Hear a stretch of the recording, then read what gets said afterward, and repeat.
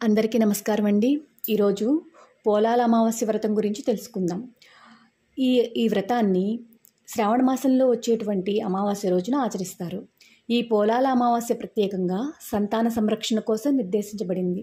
పెళ్ళయ్యి చాలా కాలమైన సంతానం లేనటువంటి స్త్రీలు, సంతానవతులైన స్త్రీలు ఈ వ్రతాన్ని తప్పకుండా ఆచరించాలి. ఈ వ్రతం యొక్క కథ ఏంటో ఇప్పుడు చూద్దాం. పూర్వం పిల్లలమర్రి అనే గ్రామంలో సంతాన రామావధానులు అనే స్మార్త పండితుడు ఉండేవాడు. ఆయనకు 7 మగపిల్లలు. అందరికీ పెళ్ళిళ్ళయ్యి కోడళ్ళు కాపురానికి వచ్చారు. పెద్ద కోడళ్ళు 6 కూడాను పిల్లలు పుట్టారు. కానీ చిన్న కోడలు సుగుణకు మాత్రం పిల్లలు పుట్టిన పిల్లలు వెంటనే చనిపోవటం జరుగుతూ ఉండేది. ఇలా 6 సార్లు జరిగింది. ఆ కారణంగా ఏ కోడలికి కూడాను ఆ 6 సంవత్సరాలు పోలాల అమావాస్య వ్రతం చేసుకోవడానికి కుదరలేదు. అందుచేత సుగుణంటే వారికి చాలా కోపం. ఆమెను సూటిపోటి మాటలతో బాధించేవాళ్ళు. 7వ సంవత్సరం సుగుణ మరోసారి గర్భవతి అయింది.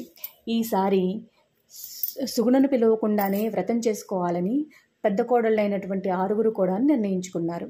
సరిగ్గా శ్రావణ అమావాస్య నాడు సుగుణకు ప్రసవం అయింది. ఆమె మళ్ళీ మృత శిశువును కన్నది. ఈ సంగతి తోడుకోడళ్లకు తెలిస్తే తన్ని వ్రతానికి పిలవరని తలచి చనిపోయిన బిడ్డను తన గదిలో దాచి ఎవరికీ అనుమానం రాకుండా తన కడుపు దగ్గర చిన్న గుడ్డ మూటను ఉంచి తన తోడికోడలతో కలిసి పోలాల అమావాస్య వ్రతాన్ని ఆచరించింది. ఆ తర్వాత తన ఇంటికి వచ్చి మరణించిన తన పుత్రుని ఎత్తుకుని కన్నీటితో శ్మశానానికి వచ్చి గతంలో తన పుత్రులను ఎక్కడైతే సమాధి చేశారో ఆ సమాధుల దగ్గర కూర్చొని కన్నీరు మున్నీరుగా విలపించసాగింది. అప్పటికి బాగా చీకటి పడింది. ఆ సమయంలో గ్రామదేవత సంచారానికి బయలుదేరింది. సంచారానికి బయలుదేరినటువంటి పోలాలమ్మదేవి సుగుణ దగ్గరకు వచ్చి, ఎందుకు రోధిస్తున్నావమ్మా అని అడిగింది. సుగుణ తన కన్నీటి కథను వివరించి చెప్పసాగింది. పోలాలమ్మదేవి జాలిపడి, సుగుణ బాధపడకు, నీవు నీ పుత్రుల సమాధుల దగ్గరకు వెళ్ళి నువ్వు ఏ పేర్లైతే నీ పిల్లలకు పెట్టాలనుకున్నావో ఆ పేర్లతో వారిని పిలువు అని చెప్పి మాయమైపోయింది. సుగుణ వెంటనే ఆ సమాధుల దగ్గరకు వెళ్ళి తన పుత్రులను పేరు పేరునా పిలిచింది. వెంటనే ఆ సమాధుల నుంచి ఆమె పిల్లలు సజీవంగా లేచి వచ్చి తమ తల్లిని కౌగిలించుకున్నారు. సుగుణ ఆనందంగా వారిని దగ్గరకు తీసుకొని వారిని వెంటబెట్టుకొని ఇంటికి వచ్చి జరిగిందంతా తన తోడికోడళ్లకు చెప్పింది. అందరూ సంతోషించారు.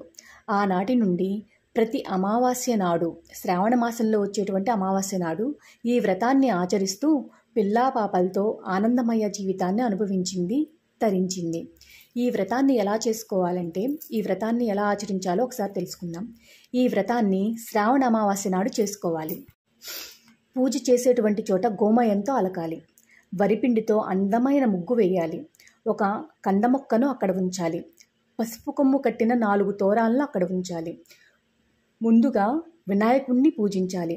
ఆ తర్వాత కంద మొక్కలోకి మంగళగౌరీదేవిని కానీ సంతానలక్ష్మీదేవిని కానీ ఆవాహన చేసుకోవాలి. షోడశోపచార పూజలతో అర్చించాలి. 9 పూర్ణం బూరెలు ఆమెకు నైవేద్యంగా సమర్పించాలి. ఆ తరువాత బహుసంతానవతి అయిన పెద్ద ముత్తైదువుని పూజించి కొత్త చీర, రవిక గుడ్డ పెట్టి నైవేద్యం పెట్టనటువంటి 9 పూర్ణం బూరెలు, ఒక తోరాన్ని ఆమెకు వాయనంగా సమర్పించాలి. ఒక తోరాన్ని కందముక్కకు కట్టాలి. ఒక తోరాన్నేమో పెద్ద ముత్తైదువుకి ఇవ్వాలి. ఇచ్చి ఆమె దీవెనలను అందుకోవాలి. ఆ తర్వాత ఒక తోరాన్ని కందముక్కకు కట్టి మరొకటి తను మెడలో కట్టుకొని మిగిలిన తోరాన్ని తన ఆఖరి సంతానమైనటువంటి వారికి మొలలో కట్టాలి.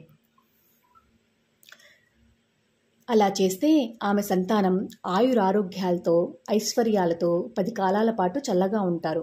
ఇక పూర్ణం బూరెలు ఎందుకు వాయనంగా పెట్టాలంటే, పూర్ణం బూరెలు పూర్ణ గర్భానికి చిహ్నం. అందులో పూర్ణం గర్భస్థ శిశువుకు చిహ్నం. స్త్రీకి మాతృత్వం కూడా అంత మధురమైనది కనుక పూర్ణం బూరెలు వాయనంగా ఇవ్వాలనే నియమాన్ని విధించారు మన పూర్వీకులు. కనుక కనుక మాతృత్వాన్ని కోరుకునే ప్రతి స్త్రీ ఈ వ్రతాన్ని ఆచరించి సంతాన సౌభాగ్యాలు పొందాలని ఆకాంక్షిద్దాం.